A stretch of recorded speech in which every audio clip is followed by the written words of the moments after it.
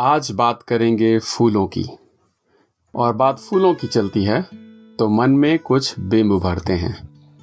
कुछ देखी दिखाई, कुछ सुनी सुनाई, और कुछ ऐसी जो कहीं जरूर हुई होंगी, ऐसा मेरा मानना है। एक बच्ची, भरे भरे गाल, कोई 6-7 साल की उम्र, सर्दी की सुबह की चमकती हुई धूप और पड़ोस के आंटी जी के बालकनी में लगे आधा दर्जन गमलों में लदे हुए फूलों के सामने खड़े होकर सोच रही है कि अगर एक फूल तोड़ लूं तो कोई देखेगा तो नहीं। इसी कश्मकश में रोकते रोकते भी हाथ आगे बढ़ जाते हैं और अपने हाथों में एक गेंदे का फूल पाती है जो वो चाहे तो भी अपने नन्हे हाथों में ना छुपा पाए। अभी उलझन में ही थी कि पीछे कंधे पे हाथ पड़ता है और स्नेह भरी आवाज, फूल चोर पकड़ी गई। क्या था वो आकर्षण। आगे चलकर वही बच्ची फूलों के जेनेटिक्स पे पीएचडी करती है। वाह। बिंब उभरते हैं एक शांत स्वभाव के प्रौढ़ व्यक्ति की, जो अपने भरी पूरी लाइब्रेरी में बैठे देर रात एक रिपोर्ट पूरी करने की जल्दी में कुछ पुरानी किताबों को ढूंढते ढूंढते अपनी कविता की डायरी से टकरा जाता है, जिसे वो बरसों से भुला बैठा था।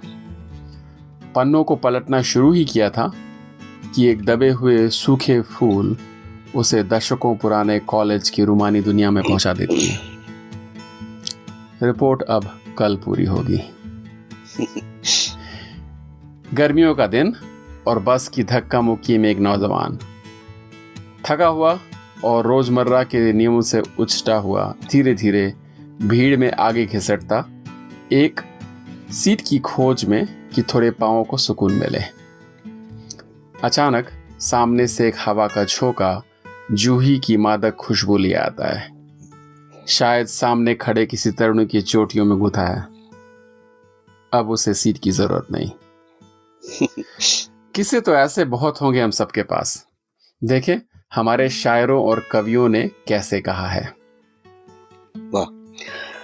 फूल हमेशा से सौंदर्य, प्रेम, प्रकृति और जीवन की क्षणिकता का प्रतीक रहा है। द्वारिका प्रसाद महेश्वरी ने तो फूलों का पूरा परिचय दे डाला अपनी कविता में। व्योम के नीचे खुला आवास मेरा, ग्रीष्म वर्षा शीत का अभ्यास मेरा। झेलता हूँ मार मारुत की निरंतर, खेलता यूं जिंदगी का खेल हंसकर। शूल का दिन रात मेरा साथ, किंतु प्रसन्न मन हूं मैं सुमन हूं। तोड़ने को जिस किसी का हाथ पड़ता, मैं विहंस उसके गले का हार बनता। राह पर बिछना कि चढ़ना देवता पर, बात है मेरे लिए दोनों बराबर। मैं लुटाने को हृदय में भरे स्नेहिल सुरभि कण हूं, मैं सुमन हूं। रूप का श्रृंगार यदि मैंने किया है, साथ शव का भी हमेशा ही दिया है। खिल उठा हूं यदि सुनहरे प्रातः में, मुस्कुराया हूं अंधेरी रात में। मानता सौंदर्य को जीवन कला का संतुलन हूं, मैं सुमन हूं। वाह वाह, बहुत अच्छे। और फूल की बातों से ख्याल आता है मखदूम मोहिउद्दीन का, जो हैदराबाद से थे और 1942 के अंग्रेजों के भारत छोड़ो आंदोलन में काफी अग्रणी भी थे। सरोजिनी नायडू के साथ उन्होंने काफी काम किया था और उनकी कई गजल हिंदी फिल्मों में बेहद मशहूर है। एक खास है, फिर छिड़ी रात बात फूलों की, रात है या बारात फूलों की। फूल के हार, फूल के गजरे, शाम फूलों की, रात फूलों की। आपका साथ फूलों का, आपकी बात बात फूलों की। फूलों को अक्सर कविताओं में प्रेम और रोमांस के प्रतीक के रूप में उपयोग किया जाता है, जो रिश्तों की सुंदरता और नाजुकता दिखाते हैं। हसन कमाल का ये शेर जो निकाह मूवी का है, ये आप सबको पता ही होगा। फूलों की तरह दिल में बसाए हुए रखना, यादों के चिरागों को जलाए हुए रखना। लंबा है सफर, इसमें कहीं रात तो होगी, ख्वाबों में ही हो चाहे मुलाकात तो होगी। बीते हुए लम्हों की कसक साथ तो होगी। वाह वाह, बहुत अच्छे, बहुत अच्छे। और फूल रिश्तों के दर्द का एहसास भी है और मरहम भी। शकील आजमी कहते हैं, फूल का शाख पे आना भी बुरा लगता है, तू नहीं है तो जमाना भी बुरा लगता है। वाह। ऊब जाता हूँ खामोशी से भी कुछ देर के बाद, देर तक शोर मचाना भी बुरा लगता है।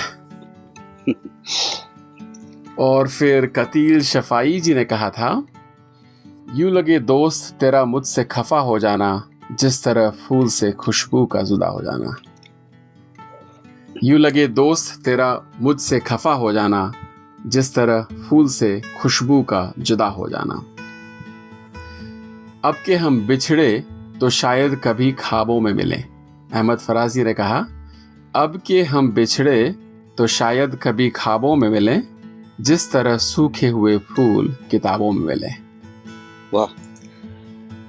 अब फूल और खूबसूरती का रिश्ता तो काफी क्लीशे है, लेकिन बातें इस पर बड़ी काफी प्यारी हैं। अहमद फराज जी कहते हैं, सुना है बोले तो बातों से फूल झड़ते हैं, सुना है बोले तो बातों से फूल झड़ते हैं। ये बात है तो चलो बात करके देखते हैं। वाह। और अब्दुल हमीद अदम कहते हैं, जरा एक तबस्सुम की तकलीफ करना कि गुलजार में फूल मुरझा रहे हैं। वाह, बहुत अच्छे। प्रतीकात्मक प्रतिनिधित्व के रूप में फूलों का उपयोग प्राचीन सभ्यताओं से चला आ रहा है, जहां उनकी अल्पकालिक सुंदरता और परिवर्तनकारी जीवन चक्र ने कवियों, कलाकारों और दार्शनिकों की कल्पना पर कब्जा कर लिया था। फूलों और आशा के बीच संबंध को प्राचीन पौराणिक कथाओं और धार्मिक कथाओं जैसे विभिन्न ऐतिहासिक संदर्भों में भी खोजा जा सकता है।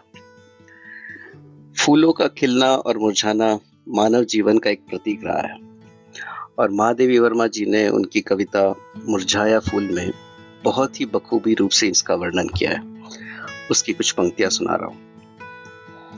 था कली के रूप शैशव में अहो सूखे सुबन, मुस्कुराता था खिलाती अंक में तुझको पवन। कर रहा अटखेलिया इतना सदा उद्यान में, कर रहा अटखेलिया इतना सदा उद्यान में, अंत का यह दृश्य आया था कभी क्या ध्यान में।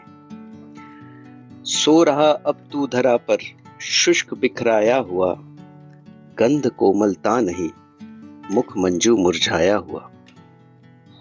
आज तुझको देखकर चाहत भ्रमर घाता नहीं, लाल अपना राग तुझ पर प्रातः बरसाता नहीं। जिस पवन ने अंकों में ले प्यार था तुझको किया, तीव्र झोंके से सुला उसने तुझे भू पर दिया। कर दिया मधु और सौरभ दान सारा एक दिन, किंतु रोता कौन है तेरे लिए दीनी सुमन। मत व्यथित हो फूल, किसको सुख दिया संसार ने, स्वार्थ में सबको बनाया है यहाँ करतार ने। विश्व में हे फूल तू सबके हृदय भाता रहा, दान कर सर्वस्व फिर भी हाय हर्षाता रहा। जब न तेरी ही दशा पर दुख हुआ संसार को, कौन रोएगा सुमन हमसे मनुज निस्सार को। बहुत अच्छे। और परिचय में दिनकर जी ने लिखा था, कली की पंखुड़ी पर ओस कण में रंगीले स्वप्न का संसार हूं मैं। मुझे क्या आज ही या कल झरूं मैं, सुमन हूं एक लघु उपहार हूं मैं। न देखे विश्व पर मुझको घृणा से, मनुज हूं सृष्टि का श्रृंगार हूं मैं। पुजारिन धूल से मुझको उठा ले, तुम्हारे देवता का हार हूं मैं।